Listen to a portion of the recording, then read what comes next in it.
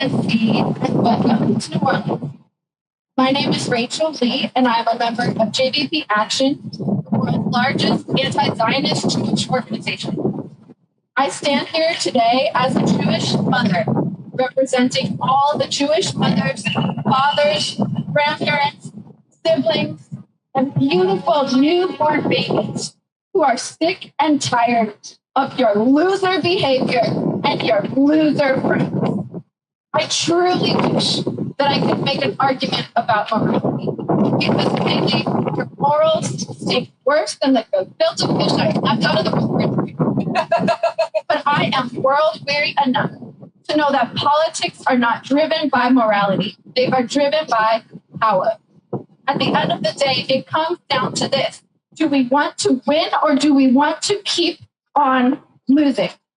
Well, right now, the Democratic Party is trapped in a never-ending cycle of loser behavior, while nothing short of the future of the planet is at stake. As a Jewish mother, I am here today to show you some tough love. Gems, you are hanging out with no good loser friends, and it is time to cut them loose.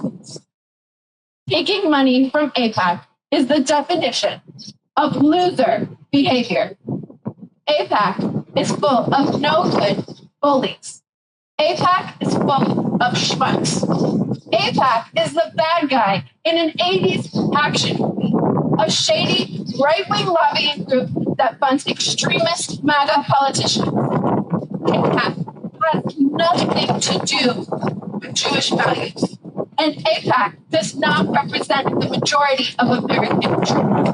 60% of Jewish Americans opposed the illegal U.S.-Israel war on Iran. Meanwhile, AIPAC supports arming Israel at all costs, while 77% of Democrats say that Israel is committing genocide in Gaza. 77% of Democrats and most of the world know that Israel is committing genocide.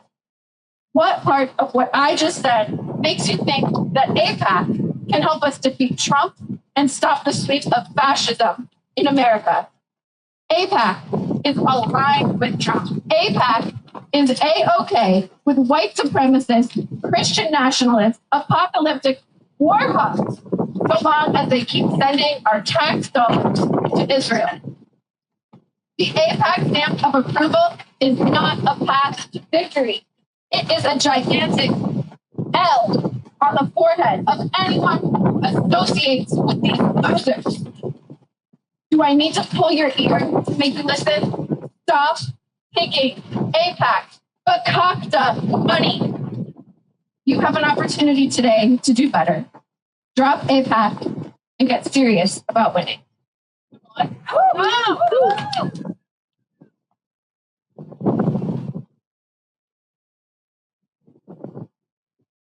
Thank you, Rachel, with Jewish Voices for Peace Action. Next up, we had Cameron Landon, Executive Vice President of College Democrats of America, who's opposed most of these resolutions. And I'm finding out in the room right now, they are trying to bury resolution number 14, which is affirming the rights of Palestinians and humanitarian aid. So right now in the room, they're in the process of trying to not even hear resolution number 14. Shame, shame, shame, shame.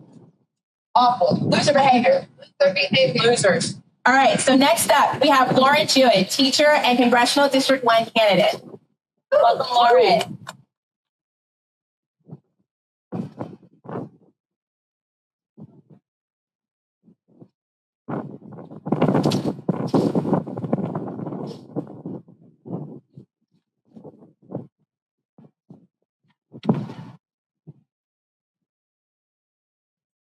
Is it on?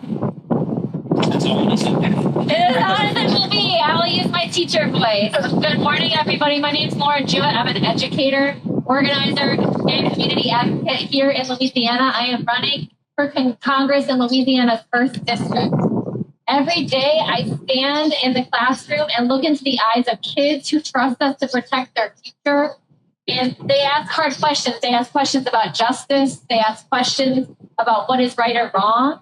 And I prepare students to live out their dreams. and live out their dreams in this world, but I'm really scared and angered right now with the world that we're leaving for them to inherit. That's why I cannot choose to be silent right now as a teacher or as a congressional candidate. 40 days ago, on February 28th, the U.S. bombed Iran, and that led to the death of over 100 children. These were 7 to 12-year-old girls at the same age that I teach, and they were sitting in morning classes in their school, and this was funded by our tax dollars. As a teacher, I cannot separate the reality of that from my own classroom. I think about all the students that I've taught over the years, laughing, smiling, learning, dreaming, and I can't imagine what it would mean for my students not to be in their desk the next day, and for everyone who cares about them to never see them again. That's not collateral damage. That's moral failure. And it's not just happening in one place. It's happening all over the world. War, genocide, gun violence, and immigration. Detentions steal our children's dreams and their childhood through bombings and displacement and separation, hunger and trauma. Entire generations of kids globally right now are now growing up knowing fear instead of safety and violence instead of opportunity. We cannot claim that we stand for freedom and for democracy and for human dignity while turning our backs on the children who are buried under rubble, when they are in detention centers for weeks without due process and proper care, and when they have no longer any access to education and healthcare because their schools and hospitals have been destroyed. Here in Louisiana, we know what it means to fight for kids and for families and for our neighbors and for our communities and for our future. And I believe our foreign policy and budget should reflect those same values. Protect children, seek peace, and not forget our humanity. As a candidate for Congress, I'm pushing for accountability and transparency, and I call on our National Democratic Party to demand an end to the reckless military escalation in wars like we've seen in Iran, acknowledge the atrocities and genocide in Gaza, cut ties between the party and candidate AIPAC funding, and reckon with our own truth and release the findings of the report on the 2024 election. That is what is truly going to show that we are putting children everywhere and their futures at the center of our decisions. Thank you.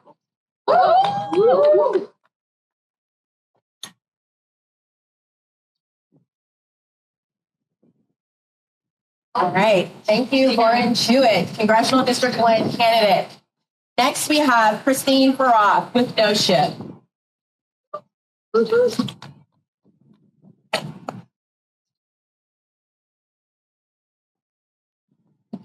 Hey everyone, my name is Christine Farah. I'm an organizer with New Orleans Stop Helping its Ports, or No Ship. We are a local Black grassroots organization here in New Orleans who's dedicated to exposing and opposing local Zionism and anti-imperialism in general in the country.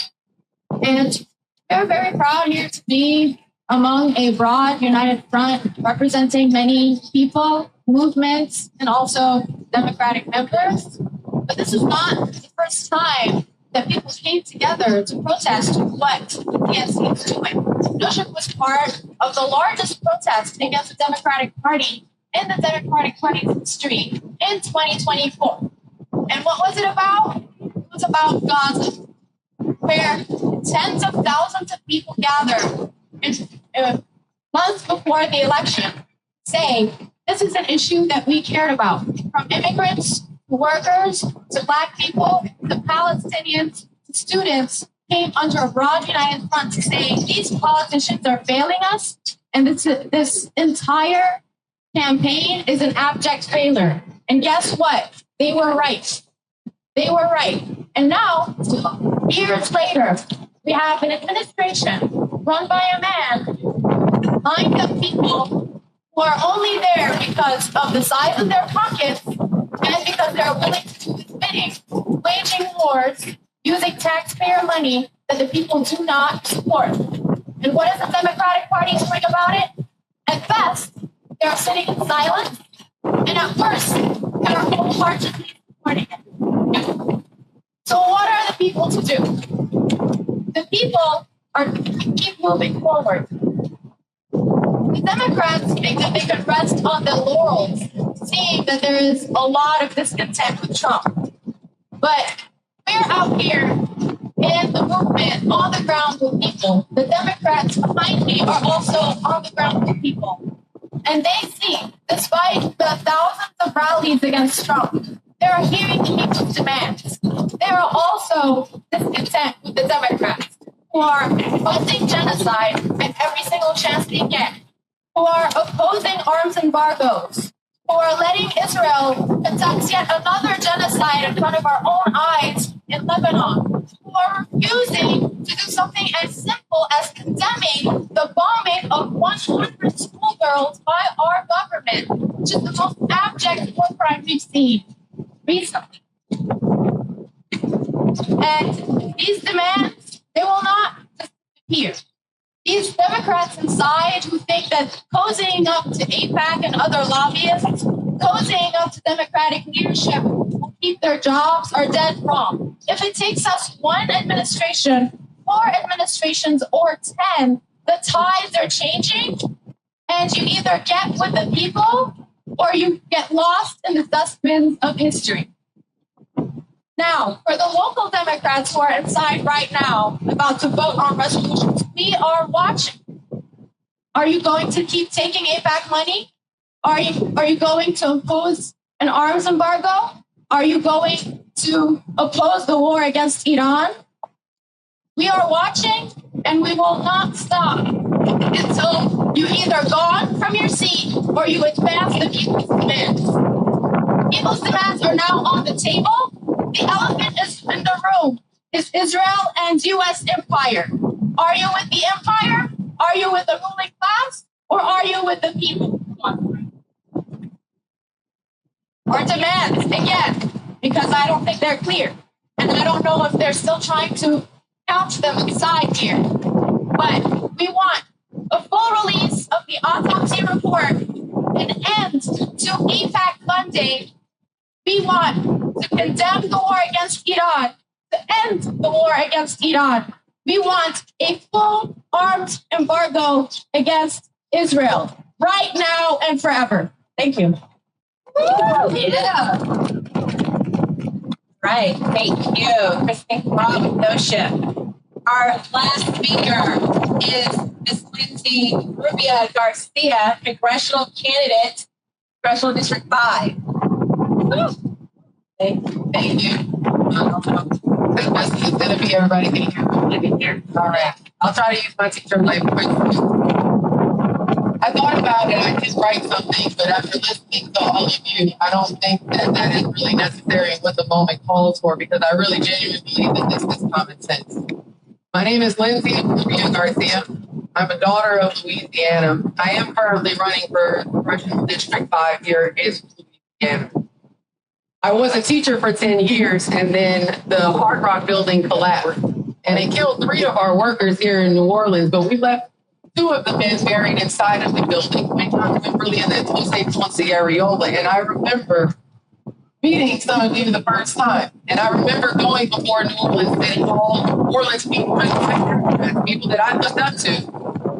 And I remember going there, and I remember bringing a tarp that was similar to the one that they used to carry the body of Quinyon Wimberly, or to cover the body of Quinyon Wimberly. And I remember distinctly saying to our current mayor, who was president of New Orleans City Council at the time, Melina Moreno, I know that you don't care about the bodies that Gaza buried 6,000 miles away, whenever 0.6 miles from this very city hall, you left 2 of our own buried inside of the building. Our children walked past that. What I saw, more importantly as a historian, what I have repeatedly seen, is you feel you are justified in this moment. I have told the DNC leadership here, you will only be able to go so far. You will only be able to continue down this path, taking AIPAC money, sending arms to Israel, doing those, and you think that you're doing what you believe to be the right thing, but at the end of the day, they believe that South African apartheid was the right thing. The Civil War was fought for the right causes. Legality does not equate to morality. And at the end of the day, you can continue to, if you are of the ages and you are watching this, if you're between the ages of 18 and 25, They just instituted the automatic draft, something that we've instituted repeatedly, from the American revolutions of the Civil War all the way up to the hippies in Korea and Vietnam. You will be sent out for these congressionals. You will be sent out, and then more importantly, you have 17 veterans committing suicide every single day. They will not take care of you. They will not protect you. So I stand here as a congressional candidate, yes, but I stand here as a because in the words of Tupac, you have literally the money for these bombs and wars, but you still can't beat them. You still cannot give us help. You still cannot give us daycare. You still cannot give us wages.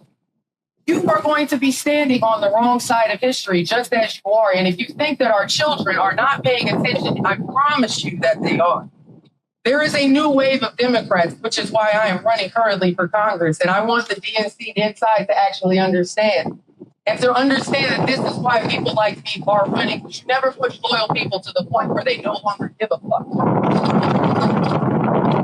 The people of God, the Palestinians that I have said, and I've never had the opportunity to sit here and actually speak for y'all in a public setting like this. You have allies out here. More importantly, you have accomplices who are willing to give their last full measure of devotion to making sure that we are standing on the right side of history. So as they are considering all this inside, you need to understand that there are those of us out here who will literally stand on the right side of history. Consequences be damned. That means good trouble getting arrested, so be it. If that means putting our livelihood, our liberty, or our very life on the line, why are our lives any less valuable than those that are buried in the rubble of God? You need to make a decision. You need to take a stand right now and decide where you want, when the history books of tomorrow are going to be written, where it is that you want to stand. And I know where my 10 toes, like I told leadership here this weekend. When you circle back, you will find my 10 toes exactly as you find it, as they are, standing on the right side of history, not on feelings, but on the facts of the matter. There will be no war in Iran. We will impeach, convict, remove, imprison, and then repeat until we get the people in leadership that are willing to make those types of decisions. I have cried entirely too many tears of feeling helpless and waiting for the leaders of this party. And more importantly, it being a bipartisan issue, because those 18 to 25-year-olds are veterans over there. It does not discriminate against party. But you cannot claim to be the party of good hope and the party of morality, and then at the same time, you fund the genocide.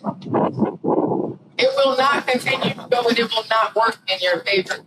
I have the honor and the privilege of standing here as I have done ever since 2023. And I will continue to be here. And when I get to Congress, it will be ICRIR, impeach, convict, imprison, remove, imprison, and then repeat.